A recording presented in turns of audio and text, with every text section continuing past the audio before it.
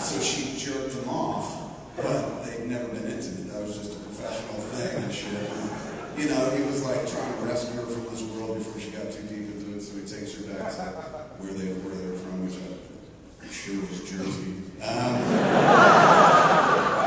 And then we follow like the whole season, the whole first season, and then like he runs a little trash and treasure store, kind of a scavenger hunt kind of store thing. And she lived with him, but he had a girlfriend who he used to date in high school. He was getting back with, and she was just like, "It's weird that you live with this girl." And he's like, "No, we're just friends and shit. She only jerked me off that one time." And it was professional, so. And then over the season, you know, slowly they kind of realized that they would fall in love and shit. And Muse was going to be in it, and Muse showed up in episode 2 as a character called Lester the Molester, who had been in porn with Jason Lee's character, and decided to quit too. Was going to try to make a normal life, a normal go of it, where they were living and stuff. So there were whole episodes. It's like Lester gets his driver's license. We didn't really get much further than that. But that was it. Yeah, that was kind of. And then we didn't wind up doing it. We sent the Bible to Carsey Warner because they were interested in doing something with Jason Lee, and they read the Bible and they're like, "This doesn't seem like any kind of show you can put on TV. I mean, it's about pornography." And my point was like, "No, it's about people who give up pornography. It's moral." They weren't buying it, so it never wound up coming to pass. But then later on, I kind of repurposed some of it for Zach and Mary.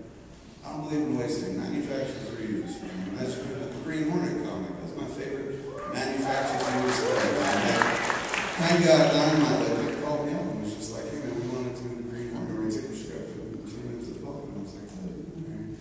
First time I saw the issue, I was like, "This is fucking dope. This might have worked." And I scared myself off it because I was like, "You can't direct this." You know, I listen to the internet and shit. Now that I read the comic book, I'm like, "Wow, I might be able to roll this off." It didn't seem as dopey as when I was writing that one, or as out of my reach or whatever. So I don't know. That was kind of cool seeing that kind of come to life. I just believe in if I've written it, let's find a purpose for it somewhere. You know, eventually. All right. Thanks. Thanks, man. No, there you go. Hey, man, how are you? Good, how are you? Very well. Love your work. Love Green Arrow. Thank you. And I love that you keep shooting movies in Pittsburgh. I'm from Pittsburgh. Right on. Interesting side note, when we were shooting Dogma in Monroeville, my friends ran into Muse at the Toys R Us. And was he looking for 12-inch Dorito dolls? That was a big thing with him back in the day. One of the things that got him off heroin, at least before Dogma, then he went back on heroin later on. But while we were trying to kick heroin, I said weed, of course, because you know you had the fucking slave mentality at that point. Shit, I was owned by him and his drug addiction and whatnot. And so one of the things we had to do to preoccupy ourselves was think of activities to do all day long.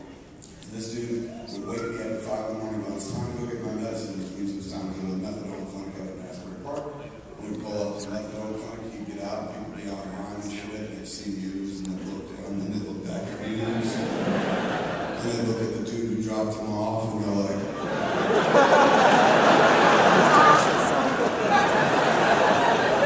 "James and Bob really have a problem there."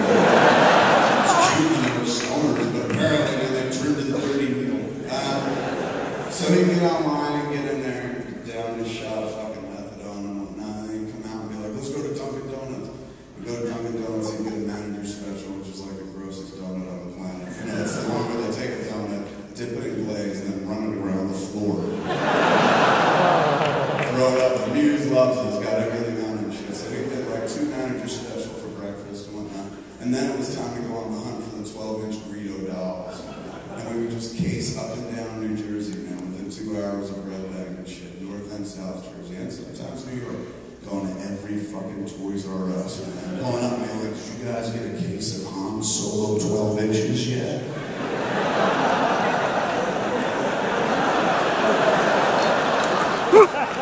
how many did you find? The 12-inch Doritos, they were packed 1 per case, so it was kind of hard, but the amount of time we spent doing it, we became, Jane and Silent Bob's Secret Stash became the premier store on the East Coast for 12-inch Dorito dolls. If you wanted it, you were coming up. So now I was like Johnny Depp and blow and shit, you know? I controlled the marketplace.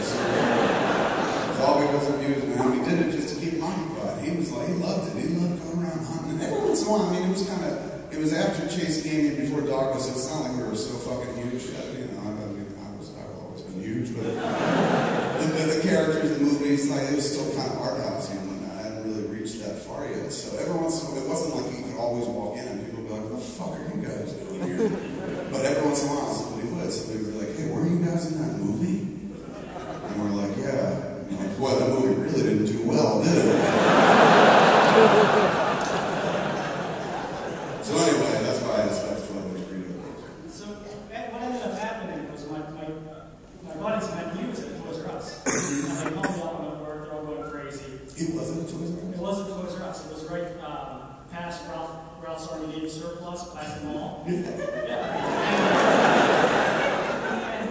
At least he's consistent, you know? So he ends up back at my place slam dancing, and he kicks my stereo. You're not going to tell me I owe you like $75, right?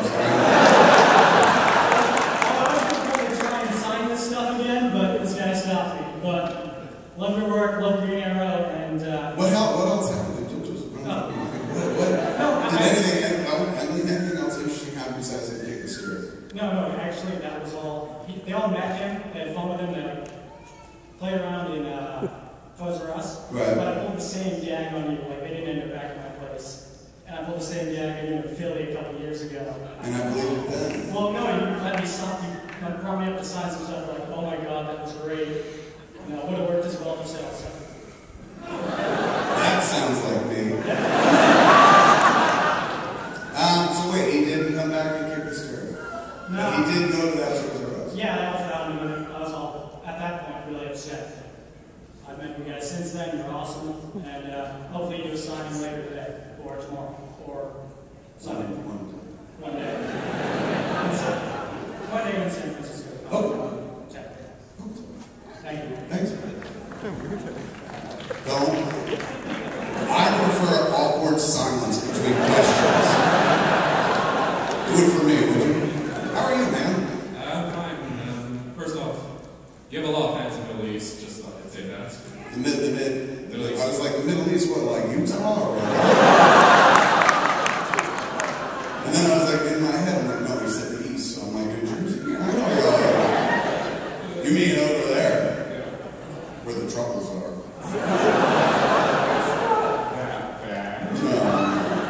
No, in fact, it's not. It's been quiet for a little while, but, you know, you never know if you're the fucking straw that breaks the camel's back.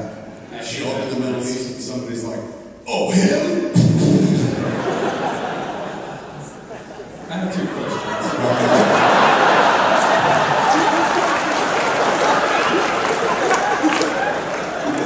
One, what does it take to become a writer for VSQ? For VSQ, what, for my production company? It's fucking simple. You have to come out of my mother's vagina and be me.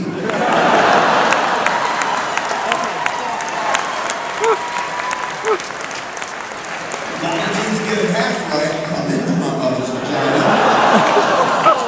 And they find out very quickly I don't want to help them make movies.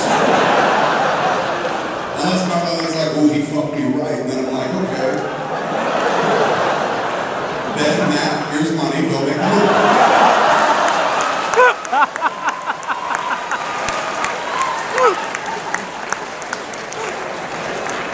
That's the story of Good Will Hunting.